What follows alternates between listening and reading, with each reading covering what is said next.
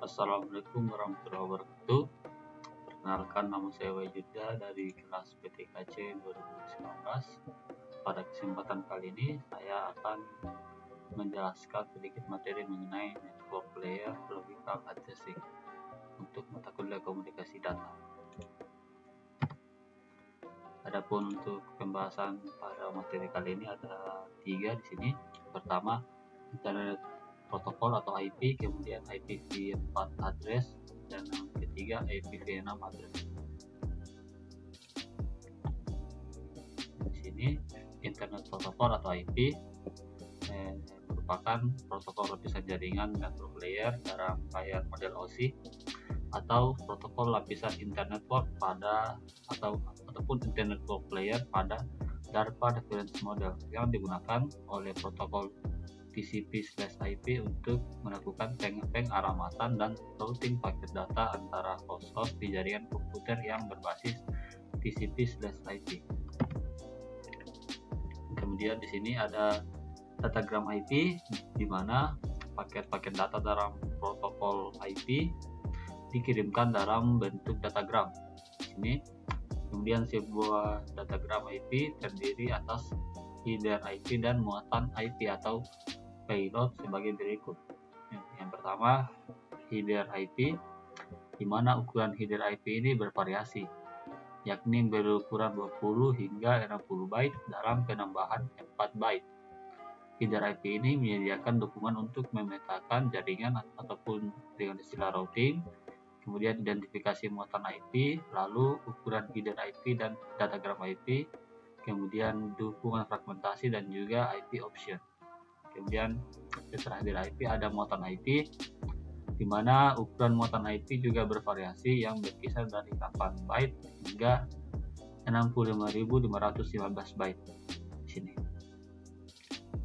Kemudian kita masuk di IPv4 address, di mana IPv4 ini adalah jenis pengalamatan jaringan yang digunakan dalam protokol TCP/IP dengan panjang 32 bit dengan jumlah total hostnya adalah 4 miliar. Tepatnya adalah 4.249.967.296 host yang tersebar di seluruh dunia. Sebuah alamat IP ini memiliki panjang angka 32 bit dan terdiri dari 4 kumpulan angka yang dipisahkan oleh titik. Masing-masing kumpulan angka tersebut adalah representasi desimal dari 8 digit ataupun bit dari angka biner.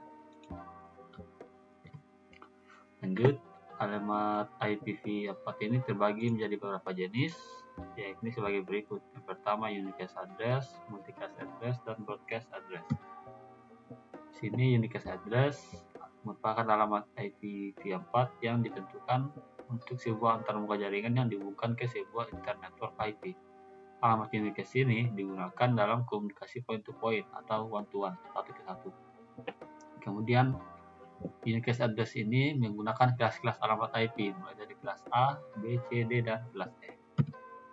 Lanjut, multicast address merupakan alamat IPv4 yang didesain agar diproses oleh satu atau beberapa node dalam satu jaringan alamat yang berbeda. Alamat multicast ini digunakan dalam komunikasi one to many atau satu ke banyak. Kemudian untuk multicast address ini didefinisikan dalam ruang alamat kelas D, terdiri dari 2.4.0.0.0/4 yang berkisar dari 224.000 hingga 224.255.255.255. Lanjut, broadcast address merupakan alamat IPv4 yang didesain agar diproses oleh setiap node dalam segmen jaringan yang sama. Alamat broadcast ini digunakan dalam komunikasi one to everyone atau satu ke semuanya. Kemudian untuk jenis-jenisnya ada 4, yaitu network broadcast, subnet broadcast, all subnet directed broadcast, dan limited broadcast. Untuk setiap jenis alamatnya, paket IP akan dialamatkan kepada lapisan antarmuka jaringan dengan menggunakan alamat broadcast yang dimiliki oleh teknologi antarmuka jaringan yang digunakan. Kemudian lanjut, IPv6 address merupakan sebuah protokol internet yang digunakan untuk melakukan pengalamatan dan routing paket data antar perangkat-perangkat di dalam jaringan berbasis TCP/IP, atau singkatnya IPv6 ini merupakan pengembangan dari IPv4. Selain strukturnya yang berbeda antara IPv4 dan 6, mekanisme pengalamannya juga berbeda, di mana untuk IPv6 dikenal dengan istilah IPv6 auto configuration, dan di sini juga dibagi menjadi dua jenis untuk metodenya, yaitu stateless mechanism dan stateful mechanism. Di sini IPv6 address terbagi juga menjadi beberapa jenis. Yang pertama ada unicast address, kemudian multicast address, dan di sini anycast address. Kemudian akhir perbedaannya IPv6 dengan IPv4. Yang pertama, tidak adanya subnet mask, kemudian tidak ada alamat broadcast pada IPv6. Kemudian IPv6 ini tidak membutuhkan DHCP server, kemudian dapat menggunakan MAC address dari perangkat host untuk mendefinisikan host atau interface ID. Kemudian IPv6 ini tidak memerlukan NAT untuk end-to-end communication. Dan terakhir, untuk IPv4 sendiri terdiri atas 10 basic header field, sedangkan pada IPv6 terdapat 6 basic header field. Mungkin itu sedikit penjelasan dari saya. Adapun kurang dan lebihnya mohon dimaafkan. Saya akhiri. Wassalamualaikum warahmatullahi wabarakatuh.